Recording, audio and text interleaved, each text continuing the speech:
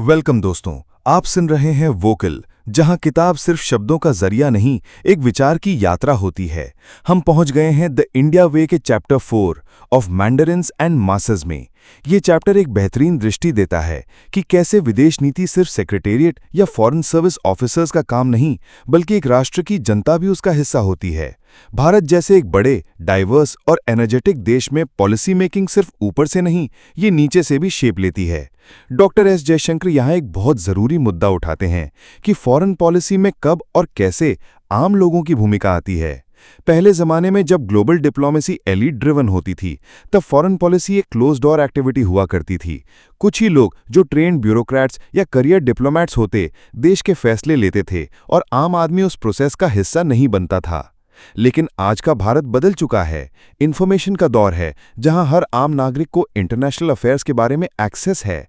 अब भारत में political awareness बढ़ चुकी है। लोग पूछने लगे हैं कि भारत का फॉरेन पॉलिसी स्टैंड्स चाइना के प्रति क्या है, या अमेरिका के साथ क्या डील हो रही है।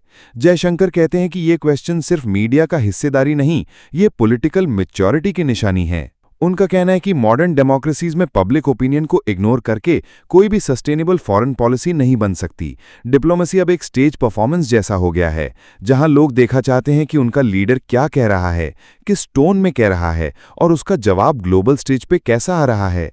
इसलिए फॉरेन पॉलिसी को अब पब्लिक डिप्लोमेसी का एंगल भी चाहिए होता है। चैप्टर में जयशंकर एक एग्जाम्पल देते हैं, 2016 का सर्जिकल स्ट्राइक। वो ऑपरेशन खुद मिलिट्री और स्ट्रैटेजिक लेवल पर था, लेकिन उसका असर पब्लिक सेंटिमेंट तक गया। उस स्ट्राइक ने सिर्फ सिक्योरिटी मैसेज नहीं दिया, बल्कि एक नेशनल कॉन्फिडेंस का सिंबल भी बन गया। इस तरह के इवेंट्स पब्लिक और पॉलिसी के बीच का ब्रिज बनाते हैं। जयशंकर कहते हैं कि एक नया दौर है, जहां फॉरेन पॉलिसी का मतलब सिर्फ क्रॉस बॉर्डर नेगोशिएशंस नहीं, बल्कि इंटरनल पॉलिटिकल एनर्जी का एक्सप्रेशन भी बन गया है। इसी संदर्भ में वो मीडिया के रोल पर भी बात करते हैं। आज के डिजिटल भारत में कोई भी विदेश नीति का कदम तुरंत टीवी और सोशल मीडिया के रडार पर आ जाता है। कभी ये प्रेशर क्रिएट करता है, कभी अवेयरनेस। लेकिन ये नया रियलिटी है, जिसमें डिप्लोमैट या फॉरेन मिनिस्टर को सिर्फ छिपी हुई फाइल से नहीं, बल्कि खुले फोरम से भी बात करनी पड़ती है। जयशंकर इस चैप्टर में मास आउटरीच को भी एक्सप्लेन करते हैं। उनका कहना है कि अगर भारत ग्लोबल स्टेज पर अपना स्वयं स्थापित करना चाहता है, तो अपने लोगों को भी इस जर्नी में इंक्लूड करना होगा।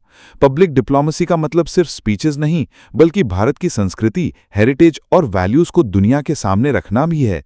और उसके लिए सबसे पहले अपने देश के लोगों को अवेयर करना होगा। एक और इंटरेस्टिंग पॉइंट वो उठाते हैं कि ब्यूरोक्रेट्स या मैंडरिन्स को अब समझना होगा कि पब्लिक ओपिनियन एक रिसोर्स है, एक चैलेंज नहीं। कई बार एलीट सर्कल्स पब्लिक ओपिनियन को सिंपलिस्टिक या इमोशनल मानते हैं, लेकिन जयशंकर कहते हैं कि ये व्यू गलत है। पब्लिक ओपिनियन अगर समझा जाए तो वो स्ट्रैटेजिक लेवरेज बन सकता है, चाहे वो ग्लोबल परसेप्शन हो या किसी क्राइसिस में नेशनल यूनिटी का सेंस। वो ये भी एक्सेप्ट करते हैं कि पब्लिक इन्वॉल्वमेंट के साथ चैलेंजेस भी आते हैं। इमोशंस कभी-कभी रैशनल पॉलिसी डिसीजंस को ओवरपावर कर देते हैं। लेकिन उनका कहना है कि इस बैलेंस को समझना और मेंटेन करना मॉडर्न फॉरेन मिनिस्टर का काम है।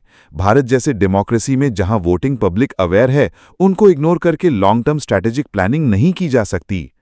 चैप्टर के एंटर डॉक्टर जयशंकर एक नया मॉडल प्रपोज करते हैं, एक ऐसा भारत जहां मासेस और मैंडरिन्स दोनों मिलकर विदेश नीति की दिशा तय करते हैं। ये पार्टनरशिप सिर्फ प्रैक्टिकल नहीं, एसेंशियल है। एक देश तभी ट्रूली ग्लोबल बन सकता है जब उसकी सोच ग्रासरूट से कनेक्ट करे और उसका विजन एलीट पॉलिसी पेपर्स तक सीमित ना हो। तो दोस्तों, ये था चैप्टर 4 ऑफ मैंडरिन्स एंड मासेस। इसमें हमें समझ आया कि फॉरेन पॉलिसी अब सिर्फ कॉन्फिडेंशियल नोट्स का मामला नहीं, बल्कि नेशनल नैरेटिव का एक प्रमुख हिस्सा बन चुकी है। आप सुन रहे थे वोकल, जहां हम असली किताब की असली सोच आप तक लाते हैं, बिना फिल्टर के। अगले चैप्टर में हम एक्सप्लोर करेंगे एक और गहन विचार, कृष्णास चॉइस रिविजिटेड। तब तक के लिए सब्सक्राइब कीजिए और कमेंट में बताएं, क्या आपको लगता है आम जनता की आवाज पॉलिसी मेकिंग में होनी चाहिए? जय हिंद।